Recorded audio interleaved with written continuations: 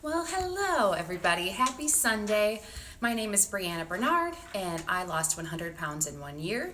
I'm a personal trainer and nutrition coach, mental strength and accountability coach. And this is the third edition of my laundry room confessions.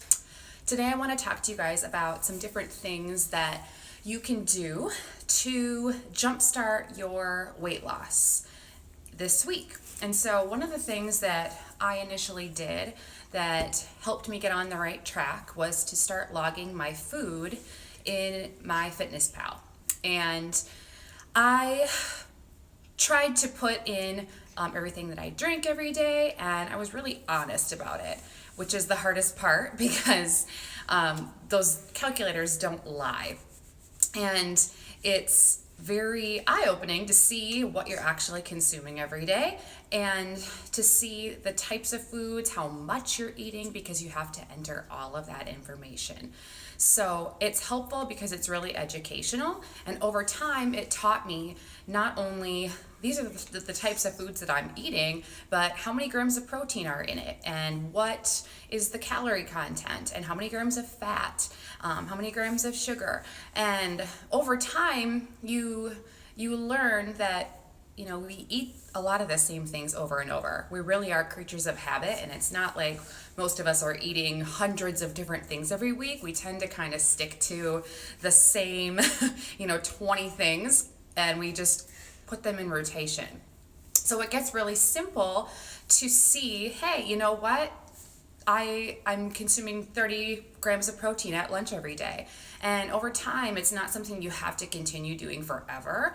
Most of my clients despise food logging, and I tell them that it's important to do because it holds you accountable for what you're eating, how much you're eating, and it's educational. And it's just a good check-in. So over time, you may find that you don't always have to log your food, but even for myself, it's been 5 years since I lost my weight, and every once in a while I start logging again just to check in and see where am I at. If my pants start feeling tight, or I look at myself in the mirror and I'm not seeing as much definition, or I'm hungry all the time, or I can easily just start logging my food and go, oh, I'm eating too much. Even though I'm making healthy choices, my portions are too big, or whatever. I know how to tweak my diet then to get back on track. The next thing that I have done every single day for the last 5 years is drink a gallon of water every day. And the way that I like to do it has changed over time. Initially, I would get 6 bottles of water and set them on the counter, and I just numbered them all. And every day I just knew I had to drink all of those water bottles. And over time, I learned that it was just easier for me to carry one water bottle. And at that time, I was a stay-at-home mom, so it was a little bit easier to just keep water bottles on the counter. But now that I'm a working mom and I'm all over the place during the day, I carry a 32-ounce water bottle, and I just know that I need to drink it and fill it 4 different times. So I'm a person who likes to drink room temperature water because it's easier to chug than if it's cold. It's the same as if you're eating ice cream and it's super cold, you're gonna have a brain freeze. So it works a lot better to just drink it room temp. I'm not drinking it because I love it. I just know that I need to be hydrated in order for my body to burn fat at its highest capacity, and it keeps me full. It keeps me feeling fuller longer, which is vital to not overeating throughout the day. So I fill this up in the morning, and I like to drink my water while I'm traveling and commuting in the car.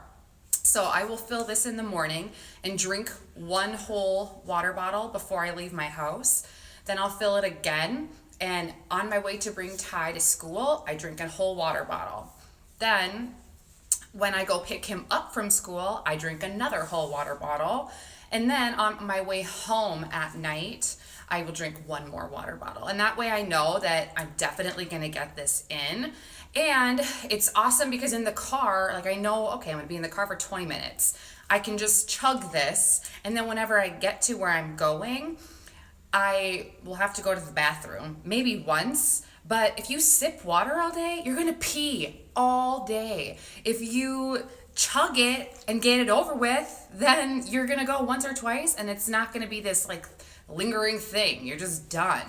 And for someone like myself who's not like, oh, I just love this so much, it's better to just drink it and be done with it, and then I don't have to worry about it until the next time that I know that it's time to chug. And I just like to do it in the car because it's just the same every day.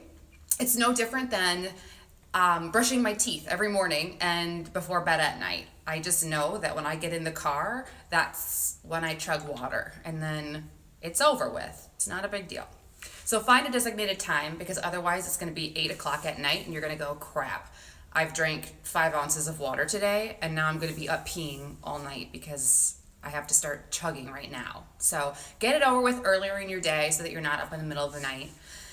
The other thing that I highly recommend you do to get started is pay attention to your portion sizes. And it's not something you have to measure out with a food scale. I like to personally measure out my raw almonds in a quarter cup, and then I put them in little snack baggies.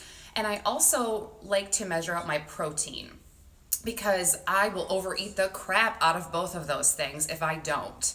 If I make salmon, I can easily eat a pound of salmon in one sitting. And so it's really important for me to measure that out. And I have a little digital food scale, and I put 4 ounces into every little food prep container. And if that's all that's in my container, that's all I eat.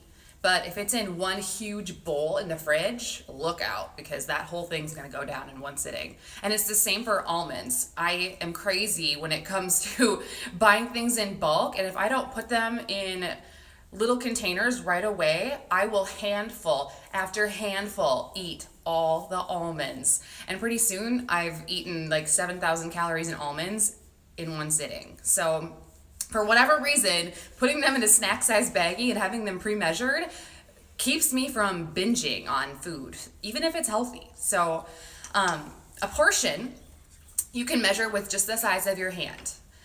So a portion of protein is the size and the thickness of your palm. So if you're just trying to eyeball it and you're like, I have no idea, I'm at a restaurant, there's like 5 servings worth of food on my plate, the thickness and the size of your palm is an appropriate serving of protein. And then if you're trying to be mindful of your vegetable size, 1 fist is a really good amount of vegetables to consume at one meal.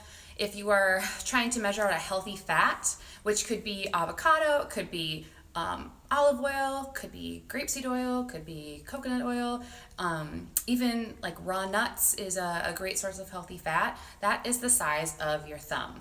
It's not much. It's super sad because I could easily eat an entire avocado in one sitting, but I try my best to just eat half or even a quarter at a time, because I know I don't need that much fat. Plus, avocados are really high in calories. And if I'm counting my calories and I eat an entire avocado, that's like 300 calories. So I do my best to just eat a quarter to a half every day on some eggs, maybe with some hot sauce or some salsa, just to keep it under control. Then if you're trying to be mindful of your carbs or fruit, grains of any kind, a cupped handful, just one hand, not both, is a really good way to measure any pasta or oatmeal or berries. Anything like that is anything you can hold in one cupped hand. So I try to use those guidelines throughout my day for the things that aren't measured, or if I go out to eat, those are things you can be mindful of so that you don't overeat. And just something as simple as leaving a couple of bites on your plate can make a huge difference.